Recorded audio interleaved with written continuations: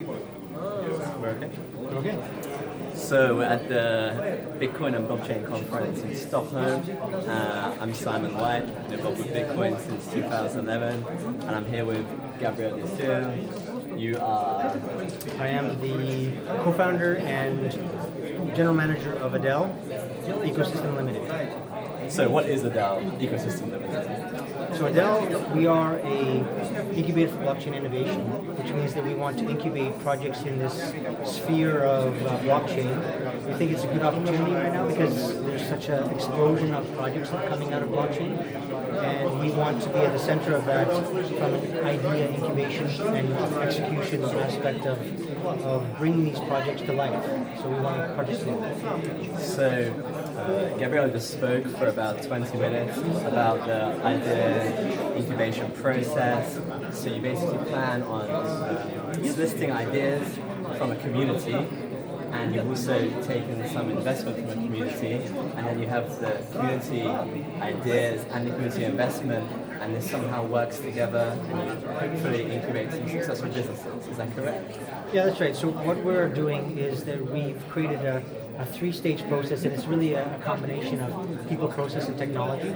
So we want to incubate projects through what we call idea incubation, which is I2. And then once the idea gets incubated in this marketing type document, basically, then we move into a P2 stage, which is a project planning stage, which is like basically a business plan.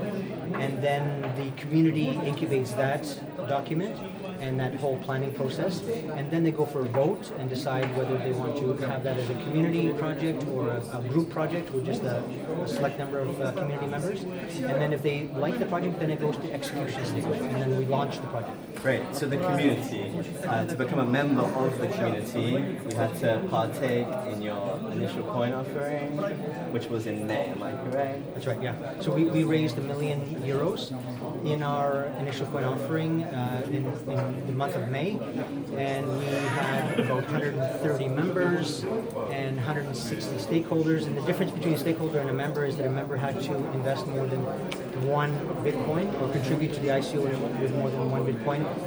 Then they become a member, and everybody else is a stakeholder. So that's why we have 120 members at the moment. And if I'm sitting there and I'm like, I want to become a member, how can I do so now? Now you have the offering's over, I want to get involved. I've heard you speak, I've watched some videos about like what you're trying to do, and I want to get involved. How can I become a member? So after the ICO, we communicated that you need 64,000 Adelphoi to join the community now as a member. So those that participated in the ICO had an advantage that they only needed approximately 32,000 Adelphoi, so half the amount, and we doubled the amount after.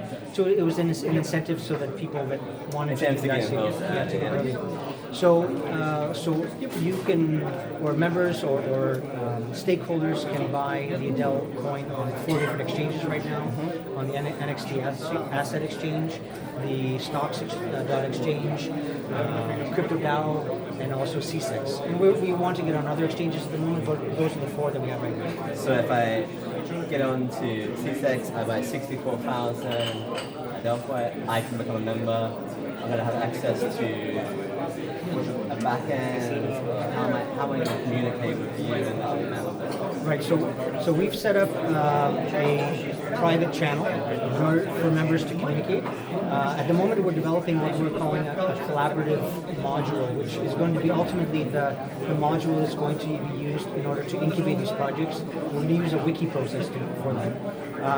And in the meantime, we're using this Slack private channel in order to discuss projects and incubate them.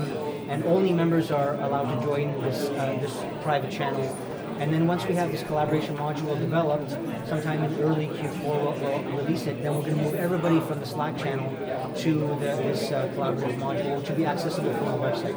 What I found really interesting in your speech just then was that you were saying that in this collaborative community wiki module type thing, like you're going to have multiple languages people will be able to build. So you're going to be able to have, a small community of Japanese people reading stuff in Japanese, editing it. You're going to have, it'll be in multiple languages. It's all very we want to involve as many people as possible and have everyone collaborating. There's an incentive to maybe translate it into your own language. There's an incentive to get more people involved. We hear a lot about these big ICOs, they're making 50 million, 100 million, and you don't really know what happens with that money, whereas you seem to want people to put their money into that, but they're also getting a lot out of it.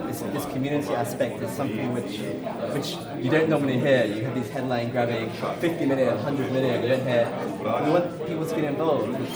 With this much you can get involved, and then, you know, if business is successfully incubated, you're going to make a profit from it. You might get even a job opportunity from it, like you can work.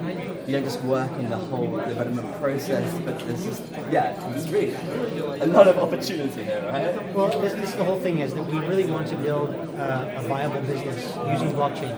And one of the things we realize is that people have ideas, but they don't know how to execute on the ideas. So we thought that if we have this platform where we can bring the expertise of different people together, you know, somebody's going to be an expert in law, regulatory compliance, accounting, marketing, sales, business planning, even venture capital and investment strategy. All these experts we want to bring into the community. And even if the members don't actually have that expertise themselves, then we have what we call a project review committee, which will bring that expertise at an Adel level. So there'll be actually Adel employees. So you have, you know, there have been some comparisons to the DAO, and you also just touched on this. You said that, like, you're not like the DAO because you have this slight, like, centralized backbone. So basically, to keep the community together, there needs to be some experience. So you have experience. Who else is involved in the project? What experience did they have? Right, so we have 3 board members. So I'm one of the board members. I have 25 years experience in networking, in IT, in internet security, actually, in streaming technologies, and also Jan Lamser ran the largest savings bank in the Czech Republic called Československá obchodní banka, or CSOB, for 25 years. And then we have Michael Vavrick, which is a Forex trader, and he's the brainchild of Adel. So the 3 of us bring together around 65 years of experience. And so blockchain for us is, we didn't feel it was important to, let's say, have a big campaign that we're blockchain experts. We're business experts, right? We wanted to bring business experts going into blockchain space. And we're pulling the expertise in the blockchain space into the community and into working for Adel. And then the combination of the two is really what the future is all about. Which brings us on to something really important, which is, and you said it a lot of times, and we were just talking, no one's contested this yet at all, is that you're the first. Go on, throw in the acronyms. Okay, so KYC, AML, CTF. So know your customer, anti-money laundering, and counter-terrorism financing compliance. So we are compliant, and we're the first ICO in the world to be compliant. And we think that it's a good thing, because we wanted to create a legal foundation that was compliant, and that with what we're trying to build in terms of this incubator, we feel that we needed to have this compliance framework in order to do this incubation of projects and ultimately execute on them.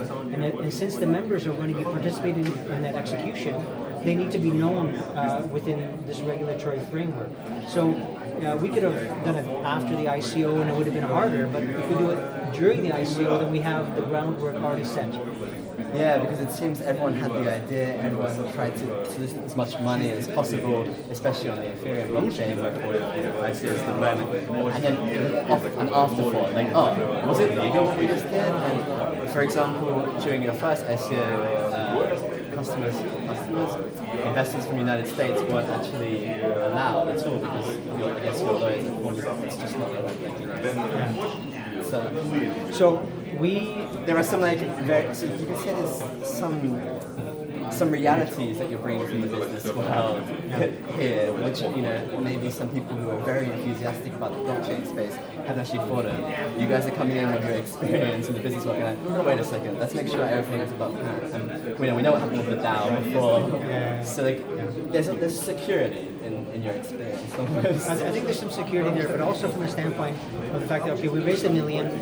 We believe that as a respectable number, and we required KYC compliance. So we think that we actually locked out 95% of the market by being KYC compliant. So let's say if we allowed anonymity, we would have maybe got to 10 million. And If you were on the Ethereum blockchain, maybe. and if we were in the Ethereum blockchain, we could have done even more. And we also 2/3 of everybody who was looking at us on our website were Americans. And Really? we had to Oh, so you check the stats every day from the Google Analytics, it was the Americans that topped out, and even still today, they're the most users that actually look at what we're doing. So by even removing the American equation from the whole ICO, we may have got to 30 million, but we didn't, and so we put these obstacles in place, so to speak, but we think is the necessary step in order to be a legitimate business in the future. I think people see these headline-grabbing sums, and then like at the moment or in the last 6 months, 1 year, they're associating like, oh, they made 100 million with success, but the success actually comes after getting a lot of money from a lot of people, and it seems like you're a lot more committed to the long term than a lot of these projects that we're seeing at the moment. That's what's quite exciting for me. It's like, you know, when you start small, you have to actually work, you have to go somewhere. Whereas, you know, you get 100 million. What happens? What happens? You have 100 million to blow, and you know, eventually people will be like, "Where's my profit? Like, what's happening? Like, well, you know, where are the results?" One of the things that we're seeing on the forums when I'm reading and responding to forum posts is that people are saying, you know, we're really happy that Adel is communicating after the ICO, because a lot of ICOs go dark. Right? You know, you have the dark net, and then I think you have these dark ICOs, right? So they put in money into the ICOs and maybe with anonymity, and it sounds like a great idea, and then they find out that some of these ICOs are getting shut down because of not being regulatory compliant. So everything gets lost, right? And what's the point of that? So we wanted to really maintain this legitimacy and have a platform that is long term. And every week we're announcing what we're doing. We're transparent in terms of our development efforts. We have the community members that are helping us out getting onto. In fact, actually, YouTube. We just got onto YouTube yesterday. I guess this will be on YouTube. This will be another video on YouTube, and we're on Bitcoin Talk and the NXT forum and a whole bunch of other areas like Twitter, Facebook, LinkedIn, and there's several other areas where we're trying to communicate the message. So for us, we're not dark at all. We want to tell everybody what we're up to. We want the community to participate in that, and it's all about building momentum. So that's what we're trying to do now. I mean, I've read. You have 11 white papers. I think I've read half of them, and what's very clear to me is that you guys are in this for the long term. You have your roadmap laid out, and it's not like we're doing this in the next month. You're not just trying to get as much money as soon as possible. You're really in it for the long term, right? Yeah, I mean, it would have been just a different story if we had 10 million euros. We didn't have 10 million euros, so we got a 1 million. So we have to start with 1 million. We have to be conservative in terms of what we're doing in terms of our development efforts, and we're not being foolish at all with our cash flow. As part of the ICO, we've released some of the funds to the Adel services team in order for us to run the company and to build the development portals that were all the different modules. The collaboration module is just one of 6 modules. So there's a voting module, there's a trading module, there's a market module, there's a project module, there's an account module. So those are the 6 modules, and that's going to take time. And if we had more in the ICO, then we could have had more developers and did it a little bit faster. But it is what it is. We're good. We have sound business sense in terms of the cash burn that we're expecting over the next 18 months, and we're just going at it and trying to build this community. Okay, great. So that's Adel. If you want to read more, what's the website? So it's adelphoi.io. So it's adelphoi.io. Adelphoi.io. And there you have a huge FAQ, all of the white papers. 25-page FAQ, 11 white papers as you mentioned. We have 4 motion graphic videos, just going to give people a little quick view of. And you're going to continue to speak at more conferences this year. Yeah. So I'm speaking at Adel is speaking in Warsaw at the end of October. We're at Web Summit in Lisbon. It's a huge conference. A huge conference, 60,000 people. We're one of the startups that were allowed to present there. That's in Lisbon on November 6th and 9th. You can see on the Bitcoin Talk and the different forums, all the listings of the events that we're going to be at, and we're trying to get it into other types of conferences as well. So wherever we can spread the name. In fact, actually, the Japanese did an interview with us last week. They want us over into Tokyo to talk about Adel. They're building an exchange. They want us on their exchange. It's going to take some time. A little bit of a sneak peek into Asia, but let me talk about that a little bit. You know, this wiki process we think is unprecedented because we, like you said, we want to have wiki in the wiki of the incubation and the project planning in multiple languages. So as we are developing the English version, then it gets Google translated and Bing translated into Japanese. The Japanese see, okay, it's not a great translation, but let me fix it, right? And that's it's the collaboration at work again. Right? So I fix up the grammar, and then we have a nice Japanese version. The Spanish do the same, the Germans do the same, and then we start to have these different language versions of the same document being built up, and then the reverse happens, right? So that the Japanese say, okay, well, with my expertise, I want to bring this product into the Japanese market, but we need to have like a Japanese spin to it. So let me add to the incubation process my thoughts in the Japanese market of how we can bring this to my market. So then they add it. We see the Google translation of the English version of their Japanese text, and we fix that up. And it's unprecedented. I think nobody's been doing this. It was really interesting because someone asked a question after Gabriel spoke, and the question was along the lines of like, what's the incentive for me to become a member? And I think you just spelled it out right there. The incentive is that by being a member, actually, you're helping everything work together. Like, you know, you're not in the regular sense having to employ all of those people to translate it. It's in everyone's best interest. And when it's in everyone's best interest to actually help a project evolve, then what you actually get is a lot of free labor, for lack of a better way of saying it. Like, because people are incentivized to help the project actually evolves probably much faster and like at a much better pace. Is that? I guess we can. At one point, we can look at it from a free process, and let's look at Wikipedia, right? Yeah. How many people build Wikipedia? Maybe 10,000 people wrote for Wikipedia. Let's put a number together. I can be completely wrong about that. Maybe it's 20,000. Maybe it's 5.